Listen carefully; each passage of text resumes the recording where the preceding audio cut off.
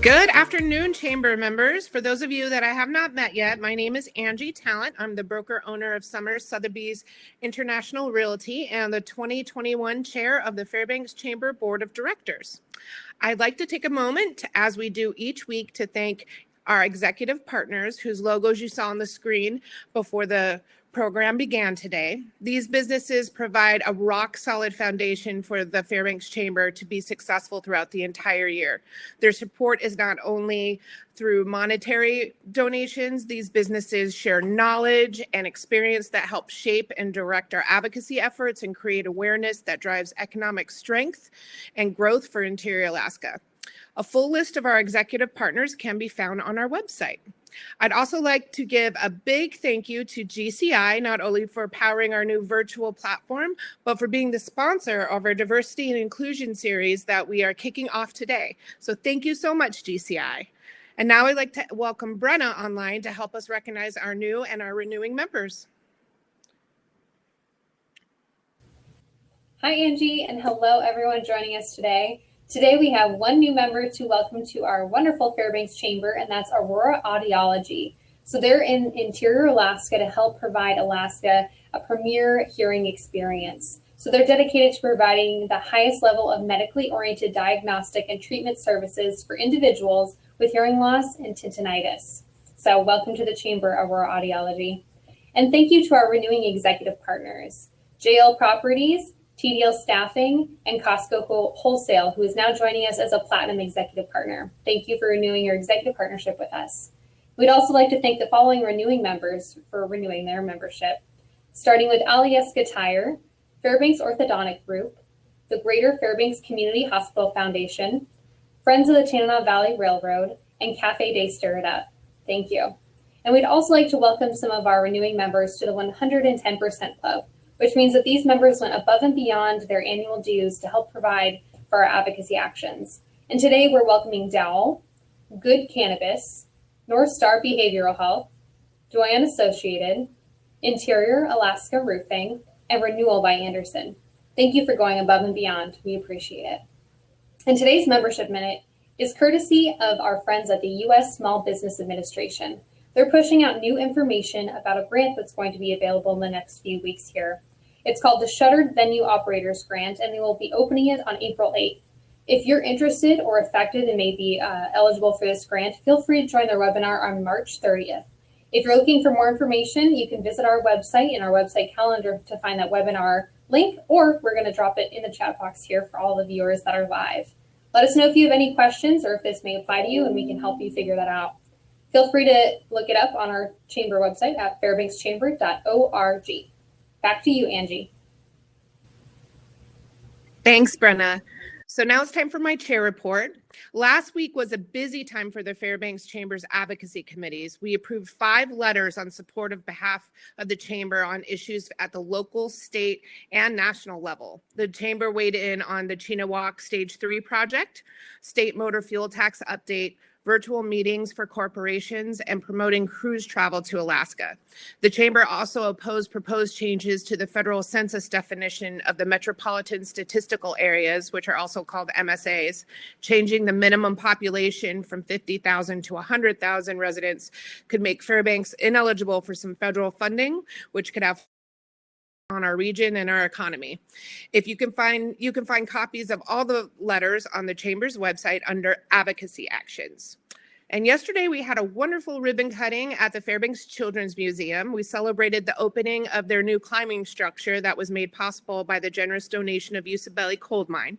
We're always happy to highlight businesses supporting business and helping to make Fairbanks a great place to live, work, and play. You can rewatch the live stream of the ribbon cutting on the Fairbanks Chamber's Facebook page. Also, keep an eye out for the 20 questions with the Fairbanks Children's Museum Executive Director, Meredith Maple, and find out how you can engage with this local nonprofit chamber member. And now I'll turn it over to Janelle for her President and CEO report. Great, thanks, Angie. So the big news in my world today is that I I've got my sticker. I received the Johnson & Johnson COVID-19 vaccine yesterday at the Chief Andrew Isaac Health Center. I wanted to make sure, in case you haven't heard, that you know TCC has opened their vaccine supply to the community. So all you need to do if you wanted to request a shot from them is to sign up on the waiting list on their website, and someone will call you to set up an appointment. They made it very easy. The state has also made more vaccination appointments available at the Carlson Center, and there are a variety of other locations in the Fairbanks region offering vaccinations to anyone 18 or older. You can locate providers and appointments on the State of Alaska's website at DHSS, that's the Department of Health and Social Services, so DHSS at .alaska.gov. Remember, the more people who are vaccinated in our community, the fewer people will get sick, and the sooner everyone will feel more comfortable dining in restaurants, gathering for special occasions, curling, and all those activities we've been missing over the last year. We're looking forward to getting Fairbanks fully back to business very soon. And finally, in our continuing effort to best serve our members and the Fairbanks community during the pandemic, we are making a change again to our presentation platform for Tuesdays. We heard the feedback that members value ease of use more than the features that we had hoped to provide with this current platform. So we plan to shift in April. You will continue to find the most up-to-date links and instructions to participate in these Tuesday presentations on our website. You can go to the event page for each of our specific presentations to get all of that information. So check out our website for how to access the live stream each week, and stay tuned for further details. For more information about any of our events and programs mentioned today, please visit fairbankschamber.org. So now for our main presentation. Last year, our board of directors started an ongoing conversation about how the Fairbanks Chamber can address the topic of diversity and inclusion in a business context. Since this is an issue that we have not officially tackled in the past, we recognize that the last year of discussion and protest provided an opportunity to ask what we want to say as an organization. This year, on the fourth Tuesday of each month, our weekly business presentation will address how and why businesses can become more inclusive of diverse perspectives and populations. Today, we are happy to have Rick Wade with the U.S. Chamber of Commerce with us to share the third presentation in our Diversity and Inclusion series. Rick Wade is a Senior Vice President of the Strategic Alliances and Outreach at the U.S. Chamber of Commerce. Wade develops and implements programs and initiatives to help the Chamber create business relationships and partnerships across diverse audiences. He also provides counsel on policy issues and leads special projects. Wade's wealth of knowledge and experience in both the public and the private sectors enable him to give a megaphone to the voice of business across the country and share the positive impacts of free enterprise system. Before joining the Chamber, Wade was principal of the Wade Group, a strategic communications and global business development firm, and was a partner at Harv's Investment Group, a consultancy that facilitated foreign direct investment into the U.S. Previously, Wade was a senior advisor and deputy chief of staff to former Secretary of Commerce Gary Locke, where he was a liaison to the White House, businesses, trade associations, civic organizations, and local governments. He was a member of the White House task forces on Puerto Rico, small business contracting, automobile recovery, military families, and historically Black colleges and universities. He also served on the Interagency Business Council and former Vice President Joe Biden's task force on middle-class America, and worked with the White House on implementing the American Recovery and Reinvestment Act.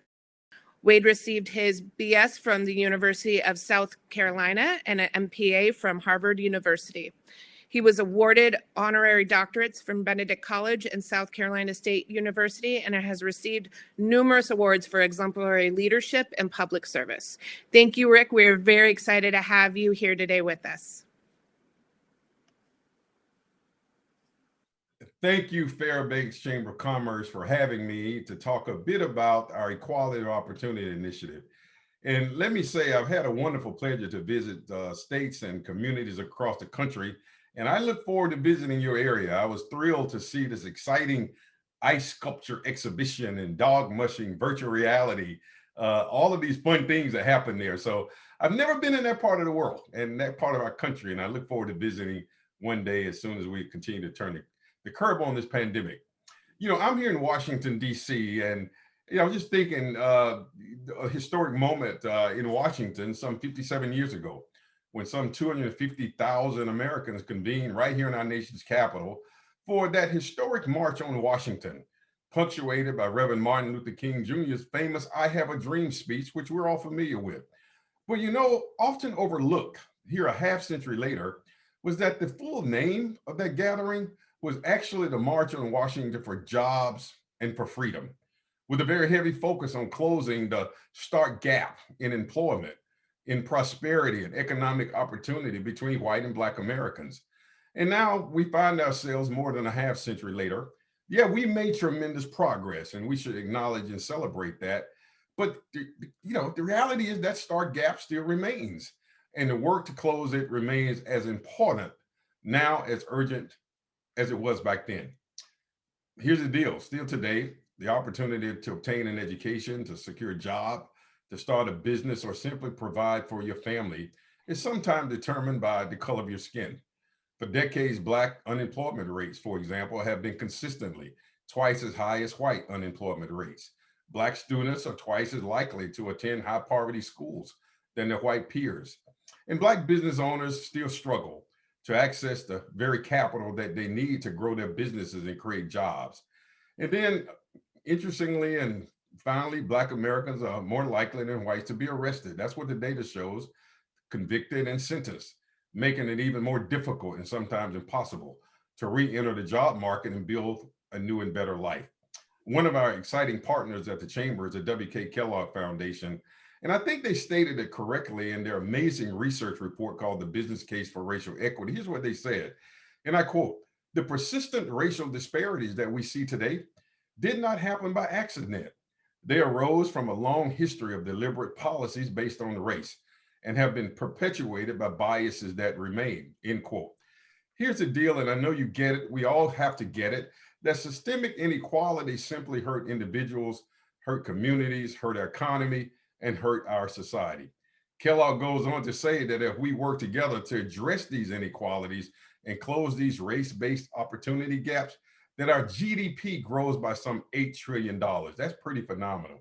So at the U.S. Chamber of Commerce, in the wake of the pandemic, which has disproportionately affected African Americans and other people of color, and you think about the tragic killing of George Floyd, which raised the awareness of the inequalities that exist in America.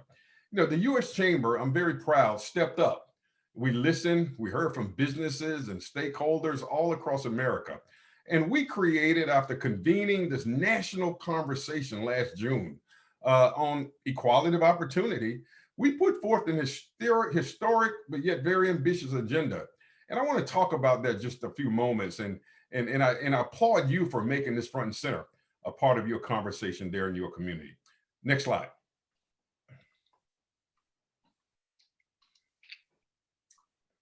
So here's what we did. As I mentioned, we launched this Equality of Opportunity Initiative basically to develop and advance data-driven, research-based policy and private sector solutions to help bridge these what we call opportunity gaps, ensure that Black Americans and other people of color have opportunities to succeed. Our amazing president, now president and CEO, Suzanne Clark, here at the U.S. Chamber, I think she said it best in this quote: "As our nation undertakes a necessary conversation about systemic racism, we will listen thoughtfully," and that's important, listening, "and lead solutions to help ensure that Black Americans and people of color simply have greater opportunities to succeed in the American enterprise system." Next slide. And so, as I mentioned, our first step was simply to listen and learn. And we did that at both the national and the local levels. More than 500 chambers of commerce, state and local, trade associations, and businesses actually have stepped up to formally endorse the Equality of Opportunity Initiative and agenda. And that's pretty powerful. And they're not just making pledges to endorse, they're doing as you are doing. And there are two things we ask these state and local chambers to do. One, have a conversation in your local community. From that conversation, look at data, and then put forth your own Equality of Opportunity Initiative and agenda. And I'm seeing that happen all across the country. We put together a steering committee that included everyone from state chambers to trade associations, corporations, even all of the national diverse chambers, when you think about the Hispanic chambers of commerce, the Black chambers, the Native American, it's Asian American Pacific Islanders, we're all in this together with the drumbeat of support around addressing our nation's equality of opportunity or inequalities. Next slide.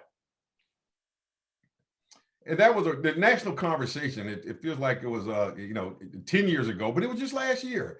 And it was a fascinating summit. If you want to check it out, you can go to U.S. Chamber Equality of Opportunity Initiative. That entire conversation, you'll find the video there. But it included some voices you recognize. My dear friend Gail King, who's the co-host of CBS This Morning, moderated a wonderful conversation with Suzanne Clark and Randall Stevenson, who was the outgoing chairman and CEO of AT&T. Tom Donahue, our outgoing CEO, opened it up with some very inspiring comments. That's really important because, as it said, leadership starts at the top. And that leadership is really important in addressing these equality of opportunity issues. And you can see just a variety of speakers and presenters from education, Dr. Wayne Frederick, president of Howard University, the Kellogg Foundation executive, even Kareem Abdul-Jabbar, not only a legendary athlete, and we didn't invite him for that reason. We invited him because of the amazing work he's doing in STEM to encourage more young African-American and other young students to get involved in science, technology, engineering, and mathematics. Next slide. And this is very important. I talked about data, research, findings. We built this agenda based on a robust and exhaustive effort of research. And you can check out American Opportunity by the Gaps, which is an amazing treasure trove of data. You'll find it on our website. And it's just, just important knowledge and information. For example, I found that findings included, as I referenced earlier, we know that Black students are twice as likely to in high poverty schools. So we got to invest in our educational system. Black Americans represent 12% of labor force, but only 9%, a little over 9% of business owners. So how can we inspire the next generation of entrepreneurs? And so there's just a treasure trove of data in several different domains. Next slide. In our agenda, we decided to focus on initially 4 specific areas: education, employment, entrepreneurship, and criminal justice. We've now added 2 other pillars: health and wealth. Remember, this was about being very targeted in issues that matter to business after listening and learning and hear what their issues and conversations. This is what led us to our agenda. Next slide. And the goal here again is to advance policies. We're working with members of Congress. We've already endorsed some 14 bills, pieces of legislation on Capitol Hill. The other part of it, in addition to policy solutions, what should the private sector be doing independent of policy? And we know that companies are doing a lot, and we're convening and sharing best practices so that we can all move forward together. So for example, in education, and I won't go through all of these, but just some examples, we know we need to support more equitable educational funding, including student-based approaches to learning. How do we think about career and college readiness and K through 12 school choice options? The digital education divide is real. We've seen that play out during the pandemic, where you have urban and rural and poor communities who don't even have broadband access. Not to mention, they don't even have laptops to be able to continue their learning through the challenges of a pandemic, on which we've all had to move to a virtual platform for our learning and our work. And so those are some of the issues that we're targeting and we're working on the national level with regards to education. Next slide. Employment, and I know this is a really, really big pillar for you at Fairbanks, but we got to figure out how to close the employment gap, and it requires a lot of work. And there, on the private sector side, how do we think about diversity in corporate leadership, including board diversity? We just launched a fascinating new initiative with the National Association of Corporate Directors, one of our trade association partners. We call it the Board Accelerator Initiative, where we're committing to identifying and educating, preparing, and connecting at least 250 Black executives and other executives of color on corporate boards. That's very important as we think about diversity in organizations. It's not just frontline employees, but it's C-suite as well as corporate boards. Thinking about how we better aggregate and use data to improve and drive decisions around our workforce needs of the future. Promoting investment in opportunity zones. We got to build communities that are thriving and that are successful. tax incentives for employment, companies being incentivized and investments being incentivized if you are creating jobs and employing these communities and these people who have been left behind. Even thinking about the availability of quality, affordable childcare so people can go to work. So there's a number of areas and issues here. Again, some are private sector things that we can be doing as business and industry. Others are policy prescriptions that we're advancing here on the national level. Next slide. Entrepreneurship, an area that's dear to my heart, having been an entrepreneur. I'm an entrepreneur by spirit and nature and action. But how do we close that gap and inspire this particular next generation of business owners and thereby business leaders? One of the things that we recognized during the pandemic in our research with MetLife, we found that some 66% of all minority businesses in America were concerned about permanently closing. One piece of research by an economic institute suggests that 41% of all Black-owned businesses have already closed. So how can we help grow and expand opportunities for minority-owned enterprises? One, through supply chains. So we're advocating for companies to beef up and step up their efforts to do business with minority businesses across the country. How can we streamline minority business certifications processes, whether it's at local level, state level, and even at the federal level with regards to procurement, and eliminating unnecessary regulations and occupational licenses. One thing that's front and center, which is the number one issue we hear all of them across America, is access to capital, whether that's federal PPP funding on the one end or lending from financial institutions. How do we think about private equity and investment capital that can be unleashed for access to Black founders of companies and so forth? So some of the areas, these are some of the things we're doing in entrepreneurship, which is critically important. And I know you understand it because these are where jobs are created. And these are not just business owners, but these are very important anchors in the social fabric of our local communities. Next slide. And then finally, just to touch on one last issue, is criminal justice. And we're thinking about this again. We have to think about this in terms of the workforce of the future, and how we think about those who've been formerly incarcerated, transitioning back into our economy, into jobs. So we got to think about fair chance hiring.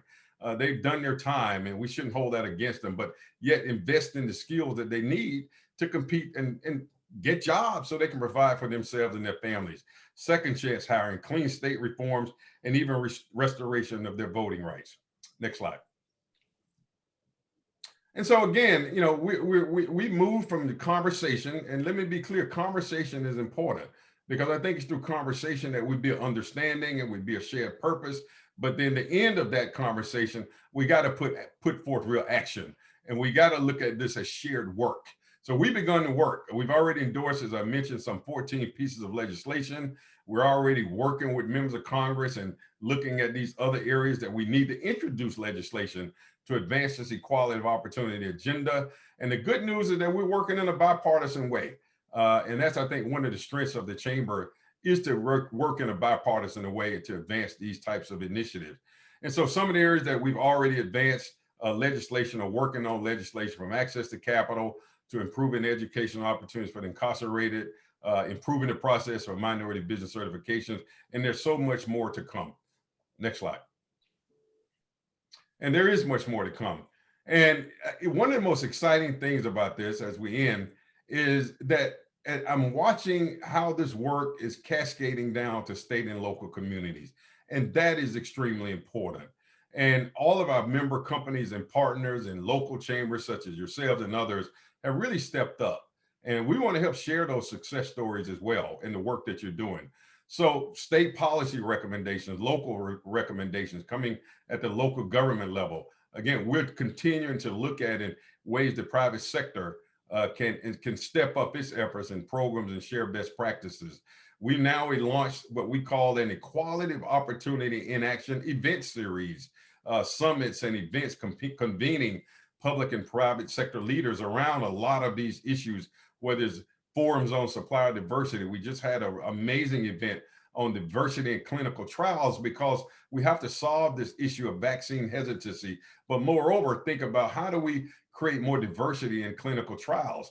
So we're excited about these efforts. We're excited about what's to come next, and we're excited that you're in the game. and you're working with us, and we want to work with you. And we hope that you would look at us as a support and resource as you continue to do this work in your local community. Next slide. So that's it. You know, how do we build equality of opportunity? We got to get involved. We got to work together. And if we do so, we can turn this national dialogue into real national action. And we're about, it is about, at the end of the day, committing to reclaiming and reaffirming the American promise of opportunity, equal opportunity for all. Because every man, woman, boy, and girl should have a fair shot, a fair chance of realizing their own American dream. Thank you so much for having me. Thank you so much.